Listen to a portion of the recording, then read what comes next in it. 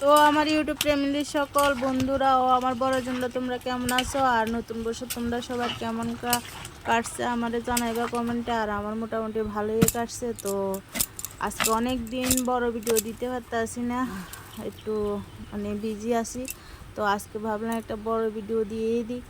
তো কাঁঠালের রেসিপি তো এখন কমন, এটা সবাই প্রায় ঘরে ঘরে করে কাঁঠালের রেসিপি। তো আজকে তোমরা সাথে কাঁঠালের রেসিপিটা শেয়ার করুন। তো আমি আমার মতন করে শেয়ার করতে আসি। তো তোমরা কে কীভাবে কাঁঠালের ইঁচড় রান্না করো কমেন্টে জানাইবা। তো দেখো কীভাবে রেসিপিটা করতে আসি। তো প্রথমে কাঁঠালটারে কাটে নিয়েছি, আর নিয়ে সুন্দর করে কাঁঠালটারে একটু সিদ্ধ করে ভাপ দিয়ে ফালাই দিছি, কিরে নলে না একটু মানে সিদ্ধ হয়ে যাবো কাঁঠালটা, যাতে এর লেগে একটু ভাপ দিয়ে ফালা দিছি। আর এদিকে দেখো আলুটিও একটু সিদ্ধ করে লাইছি, কিনা আপনারা আলুটি এত শক্ত সিদ্ধ হইতেছে না, তো একটু আগে সিদ্ধ করে জলটা ফালাই দিয়ে এরপরে ভাজে লাইছি। দেখো তো আলু ভাজা হয়ে যাইতে আছে এদিকে। আর কি কম অনেক দিন ভিডিও দিতে পারতেছি না, কি একটা সমস্যা আসলো আমার। তো ওখানে শর্ট ভিডিও দিছি, তো তোমরা শর্ট ভিডিওর মধ্যে কাঁঠালের রেসিপি দিছি হয়তো বা, তো তোমরা দেখে লাই ওইদিকেও দেখে লাই, আর ভিডিওটা স্কিপ না করে দেখো। তো আর যদি নতুন কেউ এই ভিডিওটা দেখো, আর আমার চ্যানেলটা সাবস্ক্রাইব করে দিবা।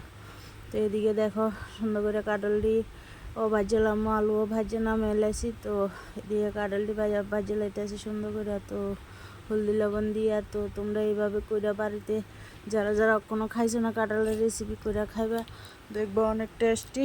মাছ মাংসকে করবো পিছনে থাকো, আমি সামনে আসি। তো দেখো এদিকে আমি মশলা রেডি করে লাইছি। তো এদিকে আছে আদা বাটা, রসুন বাটা, কাঁচা লঙ্কা বাটা, হলুদ, স্বাদ মতন লবণ, পরিমাণ মতন লঙ্কা গুঁড়ো, জিরা গুঁড়ো, ধনিয়া গুঁড়ো, রসুন বাটা সব কিছু দিয়ে মশলাটা এদিকে মিক্সড করে লাইছি। দেখো একটু জল দিয়ে এটারে সুন্দর করে মিক্সড করে রাখা দেবো। তো দিয়ে এদিকে দেখো এখন সোমবার দিয়ে দিতেছি।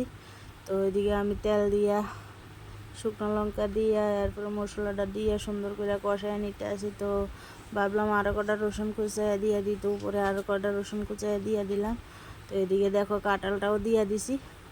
তো এই দেখো সুন্দর করে এখন কষাইয়া নেবো। তো কাঁঠালে আর মশলা একদম জমে গেছে, দেখো কত সুন্দর লাগতে আছে, আর খেতেও অনেক টেস্টি।